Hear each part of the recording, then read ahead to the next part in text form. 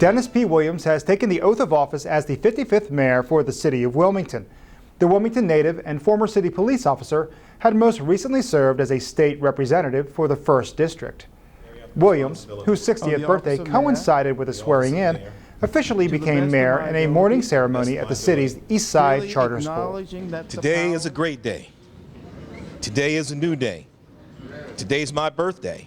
I just want to say to everyone here, this is a new day. This city will change. We will be an open government. We will listen. We will work with people. We will not put ourselves on a pedestal. And there's a song that Temptations made. It's called Don't Look Back. Look for the future, because you are going to see the future in this administration. I'm not going to be a 9th floor mayor. I am going to be accessible. I'm going to be out there in the community, and I'm not going to forget the people who didn't forget me. Williams replaced outgoing Mayor James Baker. The swearing in of Williams as mayor began a day of change for city government. That evening, the 13 members of Wilmington's 106th City Council took their oaths of office, including new City Council President Theophilus Gregory. I view it as being an absolute blessing to be here alive and well and being able to serve the citizens of the City of Wilmington. The City Council includes 6 members who were not part of the previous council body. New members include President Gregory, who had served as an at-large council member until 2008, as well as 1st District Councilman Nnamdi Chukwucha, 3rd District Councilman Darius Brown, 6th District Councilwoman Sherry Dorsey Walker, 7th District Councilman Robert Williams, and Council Member at Large Maria Cabrera. Bud Friel, who had previously been a council member at large, has been elected to represent the city's 8th District. Trippy Congo, Hanifa Shabazz, Sam Prado, Michael Brown, Loretta Walsh, and Justin Wright were all re-elected to the council. Along with the changing of elected officials comes a number of changes within the government. Police Chief Michael Zerba, who had been appointed under former Mayor James Baker, has been replaced by Christine Dunning, a 26-year veteran of the Wilmington Police Department. We have to look at new, innovative ways to approach the crime problem. I'm not saying that other old methods that we use are bad, but every city across the United States, especially major metropolitan cities, are facing surges of violence. So essentially, we have to look at the state of the city's finances and find innovative means in order to address the crime problem. But we know the police is not the only solution. It takes great community support, and without the community, we will fail.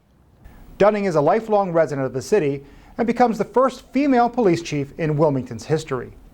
Mayor Williams has appointed Anthony Good to replace outgoing Fire Chief Willie Patrick. This journey has come to an end, and as I take that final walk into retirement, I think of the Apostle Paul as he transitioned leadership of his ministry to Timothy. As Paul did, I turned over the leadership to Chief Good. I wish you nothing but the best, and if there's anything that I can do to assist you, please don't hesitate to let me know. Thank you, sir. I am the 12th Chief of Fire to have now taken the oath. The words of that oath have been spoken during times of prosperity, yet every so often, the oath is taken amidst times of hardships and difficult operating circumstances. No matter that situation, one thing has always remained true. When the bell hits, when the alarm sounds, Wilmington firefighters respond quickly and efficiently to provide you with a service that only a few men and women were ever born to do. Good is a 15-year veteran of the department and becomes the youngest fire chief to ever serve the city. Former Chief Patrick was honored with the fire department's traditional blowing out ceremony to mark the end of his 32 years of service to the city, including the last 6 as chief. For more information on the changes in Wilmington City Council and in the administration of Mayor Dennis Williams, visit the city website at wilmingtonde.gov and click on the Your Government section. The state's first 24-hour educational television channel is now available to Comcast subscribers. EdTV is broadcast from Thomas McKean High School's new Communication Center and can be found on channel 965 on the Comcast system. According to Red Clay School District Superintendent Merv Doherty, the channel, staffed by students, will communicate educational issues in a variety of ways. How do you help children with homework? How do you understand how to go to college? What are some of the issues facing children today? We've had partnerships with NASA already and National Geographic and National Science Foundation where they're giving us material to put on the air already ready, TV ready. So we're reaching out, people are responding. We think this opening today, other people will respond, that they want to see, they're helping our children. It's not about red clay, it's about our kids. And as long as we continue to focus on what's best for our children, it's going to be a success. Wilmington City Council approved a partnership with the Red Clay School District last April. The agreement allows EdTV to broadcast on the city's behalf as part of a franchise agreement with Comcast. City Council President Theo Gregory believes the channel will have a great impact on Wilmington's youth. I think that with Twin B. Brown involved in doing workshops out of Hicks Anderson, and they've talked to him, we have kids who go to school here, so our kids will get hands-on experience through those avenues firstly, and then secondly, they'll be in the city. Red Clay will be in the city. They are part of the city. They'll be featuring things in the city also.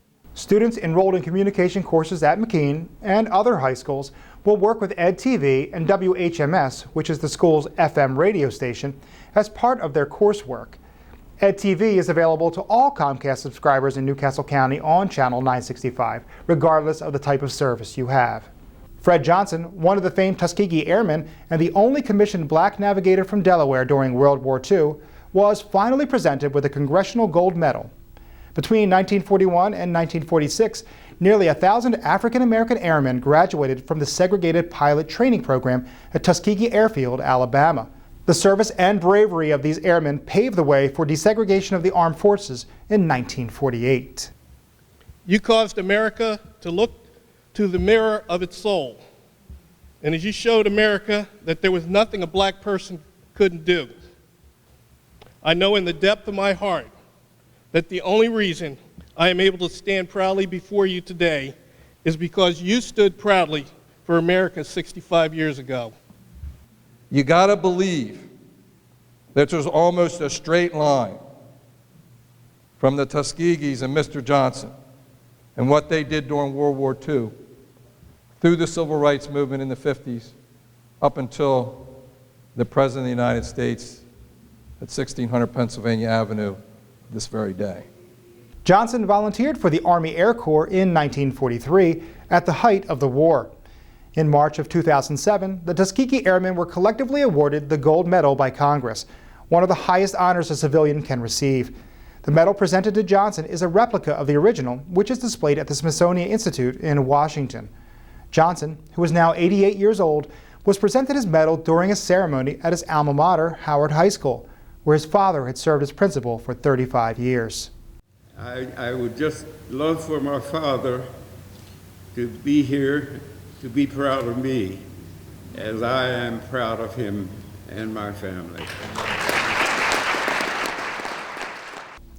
In 1969, a small health care center opened in the Southbridge section of Wilmington, and for over 40 years, it has provided medical services to the community, regardless of their ability to pay. I, too, was one of those individuals who used the great services of Henrietta Johnson when it was a trailer.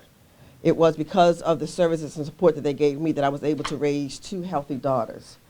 And now my daughter also is a health ambassador over in South Wilmington, as was Ms. Hoyd, doing the same type of services. And this is just what we need. We do need everyone. You know, look at this beautiful brick. If everyone represents themselves as one of those bricks, the reason this wall is strong is because we all did our part. And I think examples of all the partnerships that were done here today is an example of everyone doing their part. Today, the Henrietta Johnson Medical Center has partnered with Children and Families First, the Christina School District, and the Eastside Community Schools Project to introduce Wilmington's newest community-based health care facility located in the heart of the city's east side. What is striking to me about this celebration today is it is the celebration of the completion of a vision of true community, of bringing together education, health care, access to quality community support services in a way that reflects the best traditions of this Eastside community. The Henrietta Johnson Medical Center Eastside at 7th and Lombard Streets is a fully staffed facility, and it includes 6 medical exam rooms for 2 full-time physicians, 3 fully equipped dental stations, 2 offices for mental health services, and an on-site lab. It is a state-of-the-art healthcare resource that continues to reach towards a higher goal. To keep our children healthy, to keep their parents healthy, and to keep their grandparents healthy. That's really what we're looking to do by providing the family medicine, by providing pediatrics, by providing dental, by providing mental health.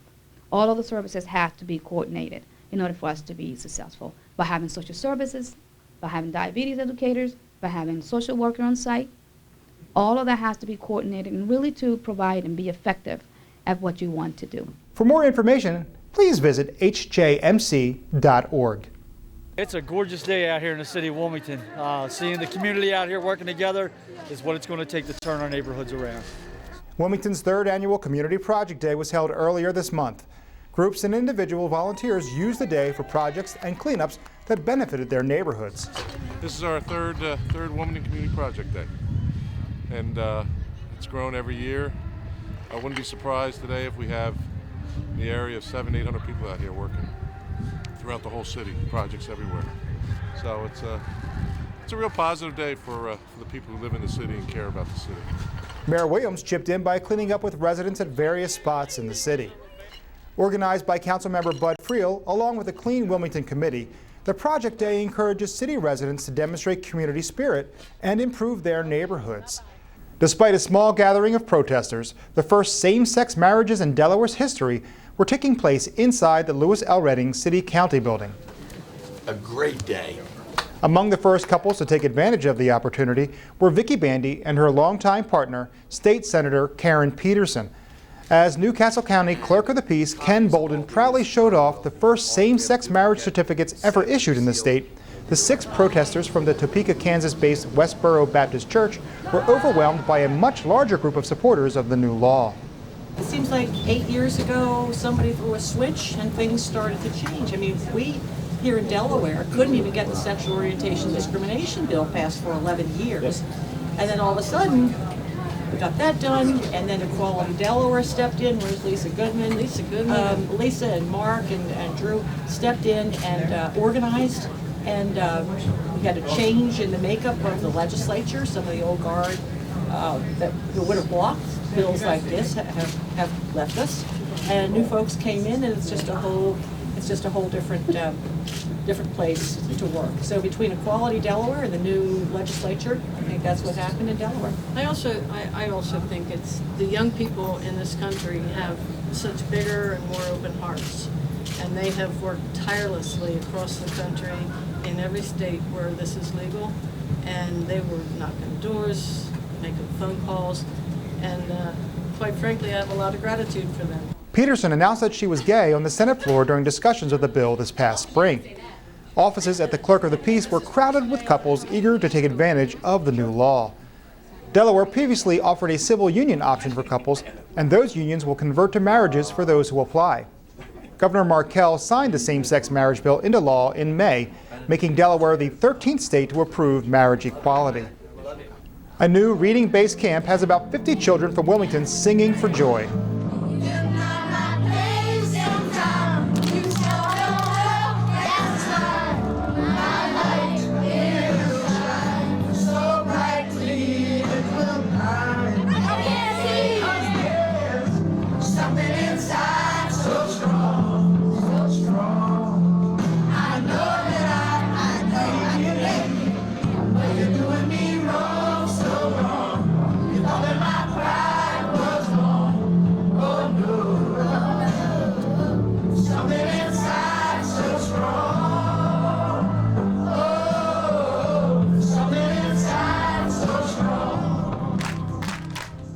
The Peter Spencer Freedom School is an 8-week-long summer camp based at the Mother African Union Church at 9th and Franklin Streets.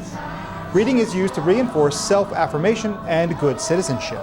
The purpose is to assist children in learning and being a better student. When they're a better student, they become a better citizen. And as a better citizen, they contribute to society. That's really the fundamental base of the reading program, because everyone knows reading is essential. No matter what else is going on around us, we must never lose sight of our children, for they are the future leaders. They will one day lead us. We have a responsibility to provide them with all the tools necessary, not just the academic ones, in order for them to be good leaders. for we truly will suffer the outcomes if we don't. The first of its kind in Delaware, the Peter Spencer Freedom School is modeled after the Mississippi Freedom Summer Project of 1964. Now based in Washington, D.C., the school is part of the Children's Defense Fund, which served over 11,000 children in 25 states last year. The Freedom School program reaches out to the children of our community to provide a safe, nurturing environment that will help the following areas: high-quality literacy enrichment, intergenerational servant leadership development, parent and family involvement, civic engagement and social action, and health, mental health, and nutrition. Wilmington City Council had a special committee of the whole meeting to ferret out the details of an event held on the riverfront. Foxtail Festival, a day-long hip-hop music event, was held in mid-September in Tubman Garrett Riverfront Park. After the event, it was found that over 20 off-duty police officers, as well as city emergency medical personnel and workers from the city's Department of Public Works, were paid by the city to work for the for-profit event. According to figures released by the City Council, the city paid more than $18,000 to pay for the provided services. Typically, event sponsors are responsible for fees incurred by their event, as was the case with several other events that took place in the city on the same day. Following the disclosure that city resources were used for the festival, Mayor Dennis Williams' chief strategy advisor, Velda Jones Potter, was relieved of her duties. Potter is the mother of Brandon Potter, one of the Foxtail Festival organizers. Wilmington City Council held the 6-hour-long committee meeting to determine if city resources were used improperly and to prevent similar situations from occurring in the future. The question is, though, should she not have divorced herself from this situation, certainly to avoid some misstep where we will end up here? My position is, I think it's very clear that at the very beginning, Ms. Potter should have, as an individual in a senior leadership role, should have recused herself from anything dealing with this issue. Clearly there was conflict there, or potential, or the appearance of a conflict, and I think had that happened at the outset, you wouldn't be where we are tonight. And I think, and I've heard Ms. Potter's statements regarding the multiple roles she's played in terms of being having a rights as a citizen, having a desire as a mother to see her son's event succeed. But when you're the chief strategy advisor, when you're in a senior leadership position, you can't pivot among those roles and expect there not to be problems. Some influence. And the other thing is the individuals that you're interacting with have no way of understanding what role you are in, and even if you may not be intentionally trying to influence, the people who are sitting back dealing with you will feel an influence regarding your involvement and your desire to see certain things happen. So therefore, I frankly have found some of the statements stunning with regard to some of the justifications in the process. Thank you. The allegation initially was made that Velda Jones Potter, mother of the son of one of the sponsors of the event and chief strategy advisor to the mayor, did it. I trust it has become more clear that she did not do that she cannot do that. And so as that became to be clear, I fear that the focus then begins to shift to other issues. Specifically, the city has an established code of ethical conduct which all employees are bound by. Mrs. Potter is aware of the code of ethical conduct because she signed a document in January 2013 when she became a city employee, certifying that she has read and understands what the city's code of ethical conduct requires of each employee. When she signed this document, Mrs. Potter certified that she understood the city's code of ethical conduct and the standards to which she would be held. Specifically, Mrs. Potter certified that she understood that the ethical code requires city employees to avoid conduct which is in violation of the public trust or which creates a justifiable impression among the public that such trust is being violated. The code of conduct further states that no appointed city officer or city employee shall utilize the influence of her office or position for personal pecuniary gain or to unduly influence the behavior of others. or to avoid the legal consequences of her personal conduct. Mrs. Potter certified that she would refrain from using her position as an employee to secure unwarranted privileges, private advancement, or gain, or the appearance of such. In addition, Mrs. Potter certified that she understands that the Code of Ethical Conduct places restrictions on representing another's interest before the city. In particular, the Code of Ethical Conduct states that no city employee may represent or otherwise assist any private enterprise with respect to any matter before the city agency with which the employee is associated by employment or appointment. The Code of Ethical Conduct goes on to make it even more clear that no city employee may represent or otherwise assist any private enterprise with respect to any matter before the city. As we hear the testimony of the witnesses tonight, we must keep in mind the Code of Ethical Conduct that Mrs. Potter agreed to uphold and live by at all times. Thank you. Thank you. The Delaware Children's Museum welcomes their newest exhibit, a tribute to the Wizard of Oz. The museum held a preview night where children and their families were given the chance to experience the immersive and interactive environment firsthand. Alexis Argema brings us the story.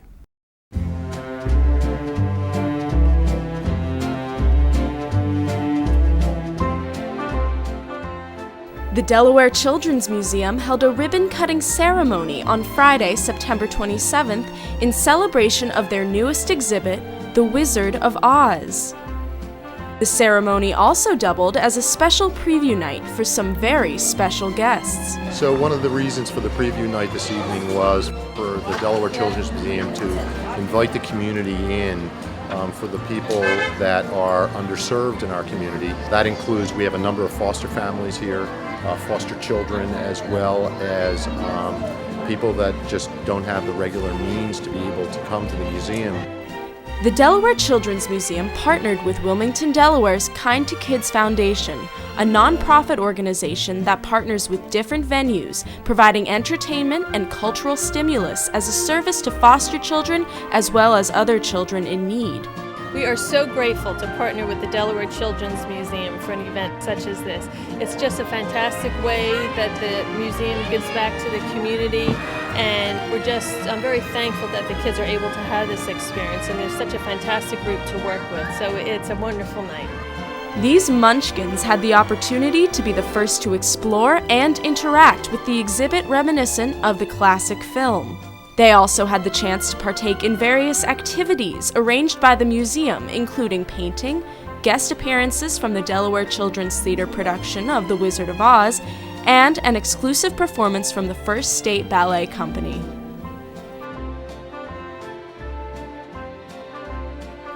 The Wizard of Oz exhibit is the first traveling exhibit to take place at the Delaware Children's Museum. So if you and your family are looking to experience Somewhere Over the Rainbow, then follow the yellow brick road to the Delaware Children's Museum, where the exhibit will be held until Sunday, January 26th. To learn more about the Delaware Children's Museum and the Kind to Kids Foundation, be sure to visit their websites at www.delawarechildrensmuseum.org and www.kindtokids.org. A former Marine sergeant running across the country to raise money and awareness about the issues veterans face upon returning home from deployment was assaulted in broad daylight on a busy Wilmington street. But the story didn't end there. Brendan O'Toole was knocked to the ground and suffered a concussion while running on Market Street downtown.